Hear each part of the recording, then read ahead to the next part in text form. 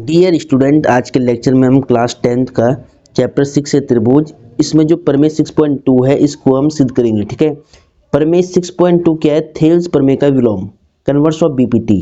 ठीक है, तो थेल्स प्रमेय के विलोम को हमें सिद्ध करना है।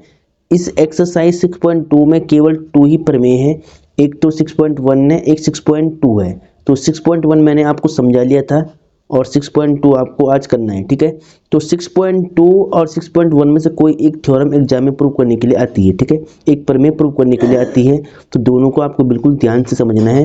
पहली वाली मैंने आपको समझा लिया है और दूसरी वाली मैं समझा रहा हूँ। ठीक है, तो देखिए ध्यान से, प्रमेय 6.2 को बोलते हैं थेल्स प्रमेय का विलोम, कन्वर्स ऑफ बीपीटी।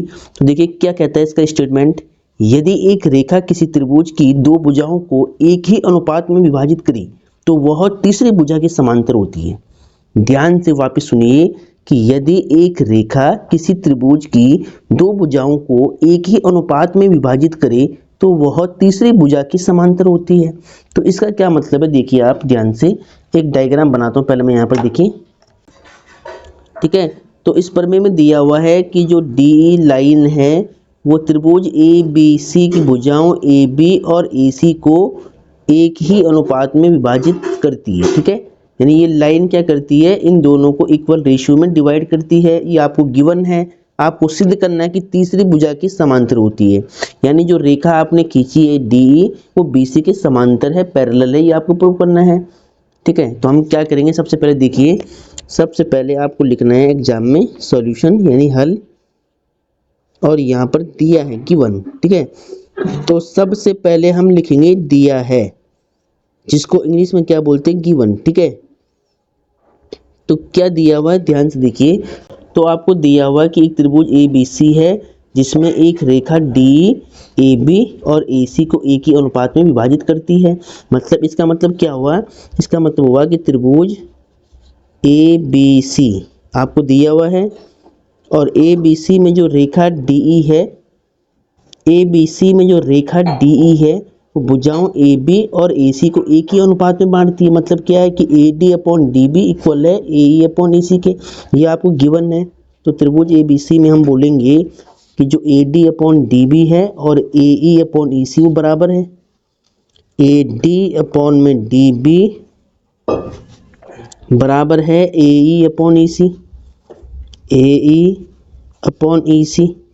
ठीक है, ये आपको गिवन है। अब आपको सिद्ध करना है। इसके बाद हम क्या लिखते हैं, इसके बाद हम लिखते हैं सिद्ध करना है। क्या लिखते हैं, सिद्ध करना है। तो सिद्ध करना है, इसको इंग्लिश में क्या बोलते हैं, टू प्रूव। क्या बोलते हैं, टू प्रूव। ठीक है, तो सिद्ध क्या करना है, देखिए इसने बोला है कि तो वह तीसरी भुजा की समांतर होती है। यानी आपको सिद्ध करना है कि जो रेखा आपने डी खींची है वो बीसी के समांतर होती है। यानी ठीक है, आपको सिद्ध क्या करना है कि जो डी भुजा है, जो रेखा डी है वो बीसी के समांतर है, पैरेलल है, वी हैव टू प्रूव। ये आपको सिद्ध करना है। ठीक है, तो इसके बाद हम क्या करेंगे, यहाँ पर रचना करेंगे। पहले रचना, जिसको इंग्लिश में बोलते हैं कंस्ट्रक्शन, जिसको इंग्लिश में क्या बोलते हैं, कंस्ट्रक्शन। ठीक है, तो रचना में हम क्या लिखेंगे वो ध्यान से देखिए। देखिए रचना में आपको क्या करना है, आपको बीसी के पैरेलल एक लाइन यहाँ पर और खींचनी है। ठीक है, तो मैं क्या करूँगा, मैं यहाँ पर देखिए, मैं यहाँ पर एक पॉइंट मान लेता हूँ। सपोज दैट मैंने मान लिया यहाँ पर ई डैश, यहाँ पर ई पॉइंट है, तो मैं यहाँ पर मान लेता हूँ ई डैश। ठीक है, और मैंने क्या किया कि इस पॉइंट डी से एक लाइन, इस पॉइंट डी से एक लाइन मैंने बीसी के पैरेलल खींची है, जिसको मैं नाम देता हूँ ई डैश। ठीक है, ठीक है, यहाँ पर आप ऐसे मान सकते हैं इसको ऐसे। तो मैंने क्या किया, इस पॉइंट डी से मैंने बीसी के पैरेलल एक लाइन डी ई डैश बनाई है। ठीक है, हमें प्रूव करना है कि डी पैरेलल है बीसी। इसको प्रूव करने के लिए मैंने पॉइंट डी से एक line D e dash BC के पैरेलल यानी समांतर खींची है।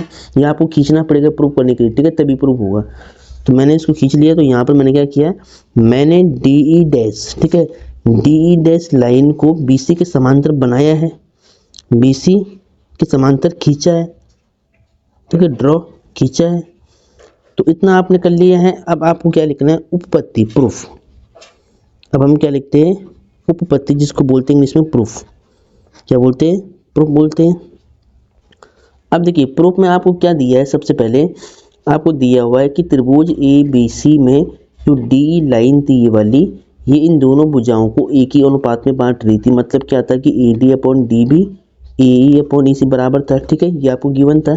तो आपको लिखना है कि A D upon D B equal है ए ई अपॉन में ई सी। ठीक है, ये आपको कहाँ से मालूम चला? ये आपको पहले से बोला गया था। ठीक है, तो इसको मान लेना इक्वेशन नंबर फर्स्ट और रीजन क्या लिखना है? गिवन। गिवन मतलब दिया है, हिंदी में क्या लिखना है यहाँ पे? दिया है। ये आपको दिया हुआ था। ठीक है, इसके बाद देखिए, इससे हम जानते हैं कि डी डैश को हमने बी सी के पैरेलल बनाया है। हम जानते हैं कि डी डैश को हमने बी सी के समांतर खींचा है। तो अब आपने थेल्स प्रमेय पढ़ी है कि जब एक भुजा दूसरे के समांतर होती है तो उनका अनुपात बराबर होता है। ठीक है, तो हम क्या करेंगे, अब हमने रचना में डी डैश को बी सी के समांतर बनाया, तो हम बोल सकते हैं कि A D upon D B. ठीक है, तो हम यहाँ पर बोल सकते हैं थेल्स प्रमेय से, थेल्स प्रमेय से।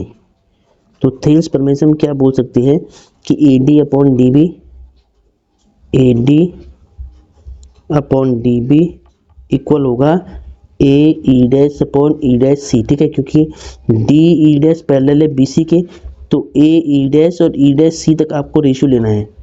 तो a e dash upon e dash c, e dash c. ठीक है, ठीक है, तो ये रेशियो बराबर हो जाएगा। इसको मान लेना है आपको इक्वेशन नंबर सेकंड। ठीक है, अब देखिए ध्यान से, यहाँ पर इसको आपने फर्स्ट माना, इसको आपने सेकंड माना।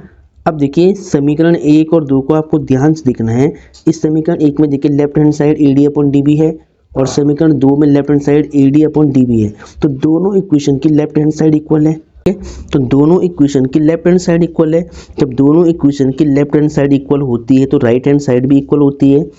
ठीक है, या फिर आप ये मान सकते हैं कि दोनों इक्वेशन की अगर लेफ्ट हैंड साइड इक्वल है तो लेफ्ट हैंड साइड से लेफ्ट हैंड साइड कट हो जाएगी, तो यहाँ पर क्या बचेगा? राइट हैंड साइड बचेगा। तो आप यहाँ पे लिख सकते हैं समीकरण 1 व 2 से, समीकरण 1 व समीकरण 2 से।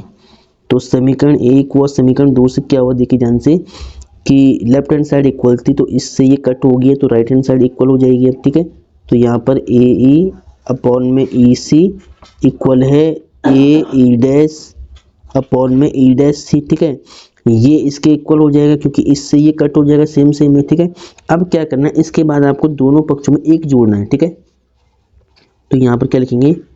दोनों पक्षों में एक जोड़ने पर। ठीक है, दोनों पक्षों में एक जोड़ने पर। ठीक है, तो अब देखिए ध्यान से, तो ए ई अपॉन में ई सी प्लस में 1 और ए ई डैश सी प्लस में 1। ठीक है, अब नीचे 1 मान के एलसीएम लेना, इसका मल्टीप्लाई इससे, इसका मल्टीप्लाई इससे, इसका मल्टीप्लाई इससे। तो ए बन जाए ए प्लस ई सी, 1 टाइम मल्टीप्लाई ई सी बन जाए ई सी। यहाँ पर देखिए ए ई डैश का 1 से मल्टीप्लाई करो तो a e dash plus e dash c का 1 से multiply e dash c upon में ई डैश सी का 1 से मल्टीप्लाई ई डैश सी। ठीक है, अब यहाँ पर आपको ध्यान देना है, ये स्टेप आपको दिख रहा होगा ना। ठीक है, अब देखिए ध्यान से, अब ए में जब ई सी ऐड करेंगे तो क्या मिलेगा? देखिए यहाँ पर डायग्राम में देखिए, जब ए ई में ई सी ऐड करोगे तो आपको मिलेगा पूरा ई सी। तो आपको इसकी जगह लिखना है ए सी अपॉन में क्या है? ई सी। ठीक है, सेम देखिए ए ई डैश में ऐड करना है ई डैश सी। देखिए ए ई डैश में ई डैश सी ऐड करोगे तो तब भी आपको ई सी मिलेगा। तो इसका सम भी हम क्या लिखेंगे? ए सी लिखेंगे अपॉन में क्या? ई डैश सी है। ठीक है, अब देखिए दोनों में ए सी सेम आ गई तो ए सी से हो गया ए सी कट। ठीक है, अब इसके बाद देखिए आप, ठीक है, ए सी से ए सी हो गए कट, तो यहाँ पर बचेगा 1 अपॉन में ई सी और यहाँ बचेगा 1, क्योंकि ये 1 टाइम कट हुआ है तो 1 अपॉन में ई डैश सी बचेगा। ठीक है, अब यहाँ पर क्रॉस मल्टीप्लाई करना है तो ई डैश सी का 1 से मल्टीप्लाई होगा तो ई डैश सी हो जाएगा और ई सी का 1 से मल्टीप्लाई तो ई सी हो जाएगा। ठीक है, अब देखिए यहाँ पर ई डैश सी और ई सी इक्वल है। देखिए यहाँ पर डायग्राम में ई डैश सी यानी यहाँ से यहाँ तक का डिस्टेंस, ई डैश सी यानी यहाँ से यहाँ तक का डिस्टेंस इक्वल है किसके? ई सी के। ठीक है, देखिए यहाँ पर ई सी क्या है? ई सी तो इतनी दूरी है और ई डैश सी क्या? इतनी दूरी है, दोनों इक्वल बताएंगे। ठीक है, दोनों यहाँ पर क्या दिखा रहा है? इक्वल दिखा रहा है कि ये दूरी और ये दूरी इक्वल है और ये दोनों दूरी जब भी इक्वल हो सकती है जब ई डैश और ई, यानी ई डैश और ई एक ही पॉइंट हो, ठीक है। क्योंकि देखिए यहाँ पर क्या प्रूव हुआ, यहाँ पर प्रूव हुआ कि जो ई डैश सी और ई सी एक ही दूरी है, एक ही डिस्टेंस है, सेम डिस्टेंस है। अगर ये दूरी बराबर है तो इसका मतलब ये बिंदु भी बराबर होना चाहिए, यानी ई डैश भी ई के ऊपर होना चाहिए, यानी ई डैश और ई संपाती होना चाहिए, मतलब एक ही बिंदु होगा। जब ई डैश और ई एक ही बिंदु होगा तो हम बोलेंगे कि डी समांतर बी सी होगा, ठीक है। तो आपको यहाँ पर क्या लिखना है, आपको इसके आगे लिखना है, यहाँ पर देखिए आपको लिखना है चूंकि ई डैश व ई एक ही बिंदु है, एक ही बिंदु है, ये फिर संपाती है, ये लिख सकते हैं आप, ई डैश व ई एक ही बिंदु है अर्थात संपाती है, अर्थात ई डैश व ई संपाती है।